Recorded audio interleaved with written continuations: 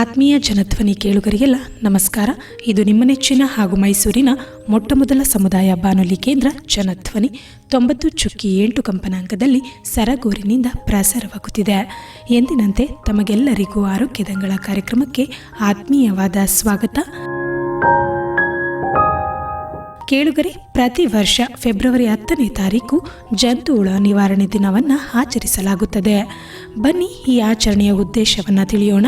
ಈ ಮಾಹಿತಿಯನ್ನು ತಿಳಿಸಿಕೊಡಲು ಇಂದು ನಮ್ಮೊಂದಿಗಿದ್ದಾರೆ ಸರಗೂರಿನ ಸಾರ್ವಜನಿಕ ಆಸ್ಪತ್ರೆಯ ಆಡಳಿತ ವೈದ್ಯಾಧಿಕಾರಿಗಳಾದ ಡಾಕ್ಟರ್ ಪಾರ್ಥಸಾರಥಿರವರು. ಸರ್, ಮೊದಲಿಗೆ ಕಾರ್ಯಕ್ರಮಕ್ಕೆ ಸ್ವಾಗತ ಸರ್. ನಮಸ್ಕಾರಗಳು. ಹಾಗೆ ಎಲ್ಲ ಕೇಳುಗರು ಸಹ ನನ್ನ ನಮಸ್ಕಾರಗಳು. ಈ ಆಚರಣೆಯ ಹಿನ್ನೆಲೆ ಹಾಗೂ ಈ ಆಚರಣೆಯ ಉದ್ದೇಶನ ನಮಗೆ ತಿಳಿಸ್ಕೊಡೋದಾದ್ರೆ ಸರ್, ಯಾವಾಗಿನಿಂದ ಈ ಒಂದು ಆಚರಣೆಯನ್ನು ಮಾಡ್ತಾ ಇದ್ದೀವಿ? ರಾಷ್ಟ್ರೀಯ ಜಂತುಹುಳು ನಿವಾರಣಾ ದಿನವನ್ನು ಪ್ರತಿ ವರ್ಷ 2 ಬಾರಿ ನಾವು ಆಚರಣೆ ಮಾಡ್ತೀವಿ. ಫೆಬ್ರವರಿ 10ನೇ ತಾರೀಕು ಹಾಗೂ ಆಗಸ್ಟ್ 10ನೇ ತಾರೀಕಂದ ನಾವು ಈ ಆಚರಣೆಯನ್ನು ಮಾಡ್ತೇವೆ. ಈ ಕಾರ್ಯಕ್ರಮ 2015ನೇ ಇಸ್ವಿಯಿಂದ ಸಹ ಪ್ರಾರಂಭ ಆಗಿದೆ. ದೇಶದ ಪ್ರತಿಯೊಂದು ಮಗು ಜಂತುಹುಳ ಬಾಧೆಯಿಂದ ಮುಕ್ತಗೊಳಿಸಬೇಕು ಅಂತ ಅಂದ್ಬಿಟ್ಟು ಭಾರತ ಸರ್ಕಾರ ಆರೋಗ್ಯ ಮತ್ತು ಕುಟುಂಬ ಕಲ್ಯಾಣ ಸಚಿವಾಲಯವು ರಾಷ್ಟ್ರೀಯ ಜಂತುಹುಳು ನಿವಾರಣಾ ಕಾರ್ಯಕ್ರಮವನ್ನು ಜಾರಿಗೆ ತಂದಿದೆ. ಈ ಸಾರ್ವಜನಿಕ ಕಾರ್ಯಕ್ರಮಗಳಲ್ಲಿ ಜಂತುಹುಳು ನಿವಾರಣಾ ದಿನವು ಒಂದು ದೊಡ್ಡ ಕಾರ್ಯಕ್ರಮ ಆಗಿದೆ. ನಾವು ಹೇಗೆ ಈಗ ಪಲ್ಸ್ ಪೋಲಿಯೋ ಲಸಿಕಾ ಕಾರ್ಯಕ್ರಮದಂತೆ ಇದೂ ಒಂದು ಸಹ ಏಕಕಾಲದಲ್ಲಿ ಹೆಚ್ಚಿನ ಸಂಖ್ಯೆಯಲ್ಲಿ ನಡೆಸುವ ಒಂದು ಕಾರ್ಯಕ್ರಮ ಆಗಿದೆ. ಅಂದರೆ ಯಾವಾಗ ಆರಂಭ ಆಯಿತು ಈ ಜಂತುಹುಳ ಕಾರ್ಯಕ್ರಮ ಅನ್ನೋದನ್ನು ವಿವರವಾಗಿ ತಿಳಿಸ್ಕೊಟ್ರಿ ಸರ್. ಹಾಗೆ ಪ್ರತಿ ವರ್ಷ ಒಂದೊಂದು ಘೋಷವಾಕ್ಯದೊಂದಿಗೆ ಈ ಒಂದು ಆಚರಣೆಯನ್ನು ಮಾಡಲಾಗುತ್ತೆ. ಹಾಗಿದ್ರೆ 2026ರ ಒಂದು ಘೋಷವಾಕ್ಯವನ್ನು ತಿಳಿಸೋದಾದ್ರೆ ಸರ್? 2026ರ ಒಂದು ಘೋಷವಾಕ್ಯ ಜಂತುಹುಳು ರಹಿತ ಮಕ್ಕಳು, ಆರೋಗ್ಯವಂತ ಮಕ್ಕಳು ಅಂತ ತಿಳಿಸಿರ್ತಾರೆ ಈ ಸರ್.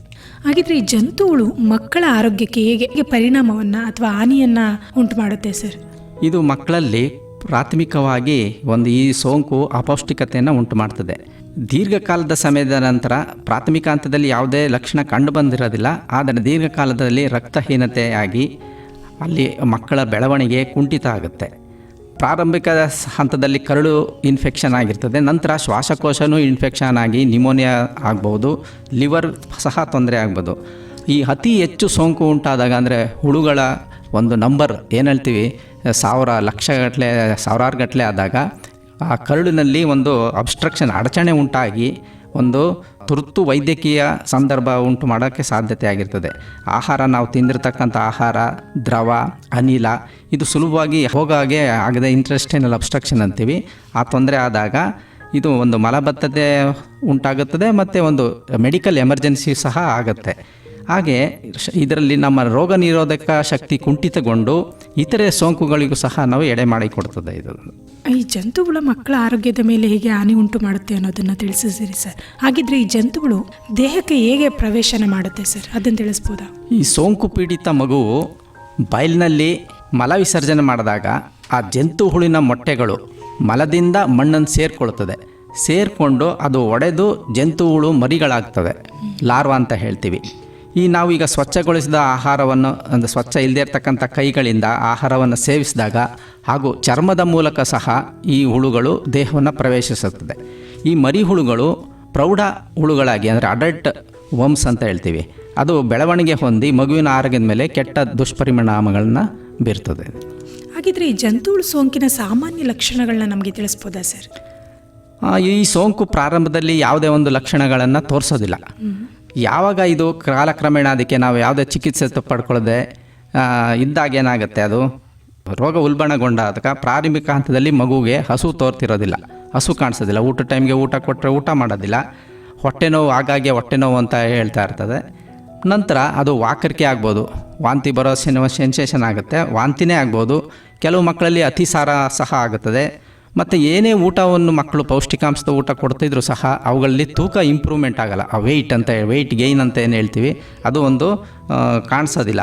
ಅದೇ ರೀತಿ ಮಗು ನಿಶಕ್ತಿ ಹೊಂದಿರ್ತದೆ, ರಕ್ತಹೀನತೆ ಉಂಟಾಗುತ್ತದೆ ಮತ್ತು ಎಲ್ಲ ಪೌಷ್ಟಿಕಾಂಶ ಕೊರತೆ ಆಗುತ್ತೆ. ಎಲ್ಲ ಪ್ರೋಟೀನ್ ಎಲರ್ಜಿ, ಮಾಲ್ ನ್ಯೂಟ್ರಿಷನ್ ಅಂತ ಹೇಳ್ತೀವಿ, ಅದು ಸಹ ಆಗೋ ಸಾಧ್ಯತೆ ಇರ್ತದೆ. ಹಾಗಿದ್ರೆ ಈ ಶಾಲೆಗಳಲ್ಲಿ ಜಂತುಹುಳು ನಿವಾರಣಾ ಕಾರ್ಯಕ್ರಮಗಳನ್ನ ಮಾಡೋದ್ರಿಂದ ಅದರ ಮಹತ್ವ ಎಷ್ಟು ಮುಖ್ಯ ಆಗಿರುತ್ತೆ ಸರ್? ಈ ಶಾಲೆ ಮಕ್ಕಳು ಅಂದ ತಕ್ಷಣ ನಾವು 1 ವರ್ಷದಿಂದ 19 ವರ್ಷದ ಒಳಗಿನ ಎಲ್ಲ ಮಕ್ಕಳನ್ನು ಸಹ ಒಂದು ಗುರಿಯಾಗಿಸ್ಕೊಂಡು ಏನು ಮಾಡ್ತೀವಿ ಅಂತಂದರೆ, ಇದೊಂದು ಅಪಾಯಕಾರಿ ಸೋಂಕು ಆಗಿರೋದ್ರಿಂದ ಮತ್ತು ಇದು ಒಂದು ಇನ್ಫೆಕ್ಷನ್ ಏನು ಹೇಳ್ತೀವಿ, ಇನ್ಫೆಸ್ಟೇಷನ್ ಅಂತ ಹೇಳ್ತೀವಿ, ಪರಾವಲಂಬಿಗಳು ಜೀವಿಗಳು ಇವು ತಾವು ಬದುಕೋದಕ್ಕೋಸ್ಕರ ಮತ್ತು ತಾವು ಅಭಿವೃದ್ಧಿ ಹೊಂದೋದಕ್ಕೆ ತಮ್ಮ ಪರಾವಲಂಬಿಗಳಿಂದ ನಮ್ಮ ದೇಹದ ಪೌಷ್ಟಿಕಾಂಶಗಳನ್ನು ತಾವು ಪಡೆದುಕೊಂಡು ತೊಂದರೆಯನ್ನು ಉಂಟು ಮಾಡ್ತದೆ. ಮಕ್ಕಳಲ್ಲಿ ಏನು ಮಾಡ್ತದೆ ಅಂತಂದರೆ, ನಾವು ಈಗ ಈ ಒಂದು ಕಾರ್ಯಕ್ರಮದ ಮಹತ್ವ ಅಂತಂದರೆ ಇದನ್ನು ನಾವು ಜಂತುಹುಳು ಮಾತ್ರ ಸೇವಿಸಿದಾಗ ಆರೋಗ್ಯವಂತರಾಗುತ್ತಾರೆ, ಸದೃಢರಾಗ್ತಾರೆ, ಪೌಷ್ಟಿಕಾಂಶ ದೊರೆಯೋಂಗಾಗುತ್ತೆ. ಹಾಗೂ ಮಕ್ಕಳಲ್ಲಿ ಅರಿವಿನ ಬೆಳವಣಿಗೆ ಅಂದರೆ ಕಾಗ್ನಿಟಿವ್ ಒಂದು ಡೆವಲಪ್ಮೆಂಟ್ ಅಂತ ಹೇಳ್ತೀವಿ, ಮಕ್ಕಳಿಗೆ ಬೌದ್ಧಿಕ ಶಕ್ತಿ ಇದೆಲ್ಲ ಒಂದು ಇಂಪ್ರೂವ್ಮೆಂಟ್ ಆಗುತ್ತೆ. ಶಾಲೆ ಹಾಜರಾತಿ ಸಹ ಇಂಪ್ರೂವ್ಮೆಂಟ್ ಆಗುತ್ತೆ. ಮಕ್ಕಳು ಈಗ ಹೊಟ್ಟೆ ನೋವು ಬಂದಾಗ ಶಾಲೆಗೆ ಹಾಜರಾಗೋದಾಗಲಿ, ಕ್ರೀಡಾ ಚಟುವಟಿಕೆಗಳಲ್ಲಿ, ಇತರೆ ಕಾರ್ಯಕ್ರಮಗಳಲ್ಲಿ ಅವು ಭಾಗವಹಿಸೋಕ್ಕೆ ಇಂಟ್ರೆಸ್ಟ್ ತೋರಿಸೋದಿಲ್ಲ. ಇದನ್ನೆಲ್ಲ ನಾವು ಜಂತುಹುಳು ನಿವಾರಣಾ ಮಾತ್ರೆಯನ್ನು ತೆಗೆದುಕೊಂಡಾಗ ಒಂದು ಇಂಪ್ರೂವ್ಮೆಂಟ್ ಕಾಣಲಿಕ್ಕೆ ಸಾಧ್ಯ ಆಗುತ್ತೆ.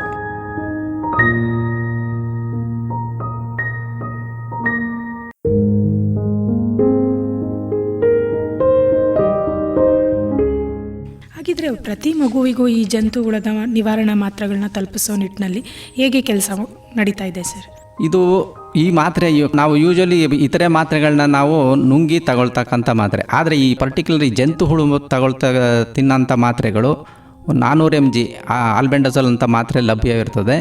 ಅದನ್ನು 1 ರಿಂದ 2 ವರ್ಷ ತನಕ ಇರೋ ಮಕ್ಕಳುಗಳಿಗೆ ಅರ್ಧ ಮಾತ್ರೆ ಅಂದರೆ 200 mg ಕೊಡ್ತೀವಿ. 2 ವರ್ಷದಿಂದ ಎಲ್ಲ ಪ್ರೌಢಾವಸ್ಥೆ ಇರ್ಬೋದು, ದೊಡ್ಡವ್ರಿಗೆಲ್ಲರಿಗೂ ಒಂದು ಮಾತ್ರೆ 400 mg ಮಾತ್ರೆಗಳನ್ನ ನೀಡ್ತೀವಿ. ಅದನ್ನು ಚೆನ್ನಾಗಿ ಜಗಿದು ತಿನ್ನಬೇಕು. ಚೆನ್ನಾಗಿ ಕಚ್ಚಿ ತಿಂದು ಪುಡಿ ಮಾಡ್ಕೊಂಡು ಚೆನ್ನಾಗಿ ನುಂಗಿ ಸ್ವಲ್ಪ ಶುದ್ಧವಾದ ನೀರಲ್ಲಿ ನಾವು ಉಪಯೋಗಿಸ್ಕೊಳ್ತೀವಿ. ಈ ಜಂತುಹುಳುಗಳಿಂದ ಪೋಷಕಾಂಶದ ಕೊರತೆ ಹೇಗೆ ಉಂಟಾಗುತ್ತೆ ಅನ್ನೋದನ್ನು ತಿಳಿಸ್ಬೋದಾ ಸರ್?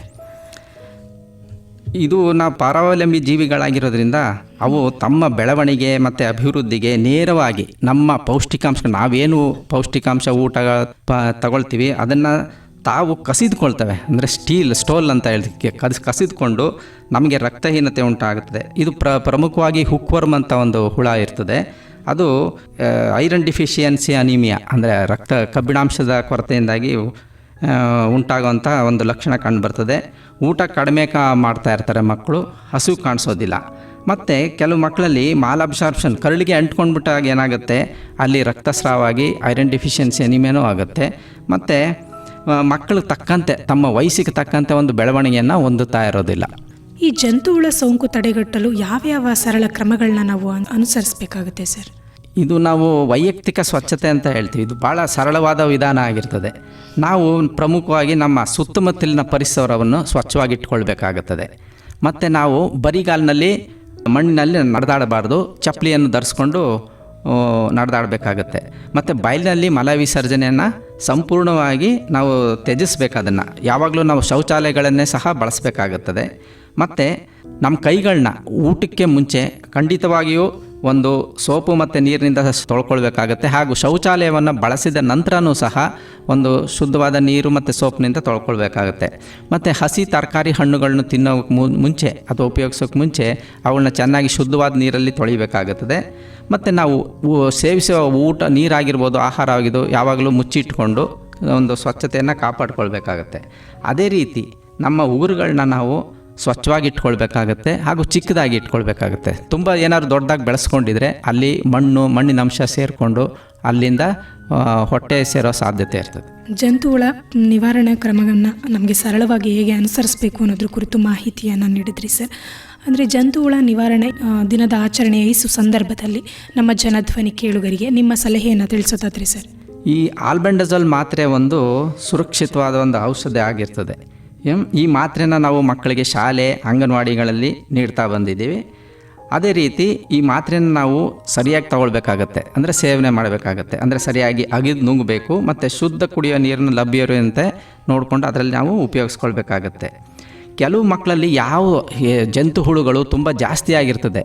ಆಗ ನಾವು ಈ ಮಾತ್ರೆಗಳನ್ನು ಕೊಟ್ಟಾಗ ಏನಾಗುತ್ತೆ ಅಂದರೆ ಕೆಲವು ಮಕ್ಕಳಲ್ಲಿ ವಾಕರಿಕೆ ಉಂಟಾಗ್ಬೋದು, ಮೈಲ್ಡ್ ಸೌಮ್ಯವಾದಂಥ ಒಂದು ಹೊಟ್ಟೆ ನೋವು ಬರ್ಬೋದು, ವಾಂತಿ ಆಗ್ಬೋದಾಗುತ್ತೆ, ವಾಕರಿಕೆ ಇರುತ್ತೆ. ಮತ್ತು ಕೆಲವು ಮಕ್ಕಳಲ್ಲಿ ಭೇದಿ ಆಗೋ ಸಾಧ್ಯತೆ ಇರ್ತದೆ. ಇದರಿಂದಾಗಿ ನಾವು ಯಾವುದೇ ಆತಂಕಕ್ಕೆ ಒಳಗಾಗಬಾರ್ದು. ಮತ್ತು ಅದನ್ನು ನಾವು ಡಯಾಗ್ನೋಸ್ ಮಾಡಿದ್ದೀವಿ ಅಂತ ಒಂದು ಮಗುಗೆ ಇಷ್ಟೊಂದು ಹುಳುಗಳಿದ್ದ ಮಕ್ಕಳಲ್ಲಿ ಮಾತ್ರ ಈ ರೋಗ ಲಕ್ಷಣ ಕಂಡು ಬರ್ತದೆ.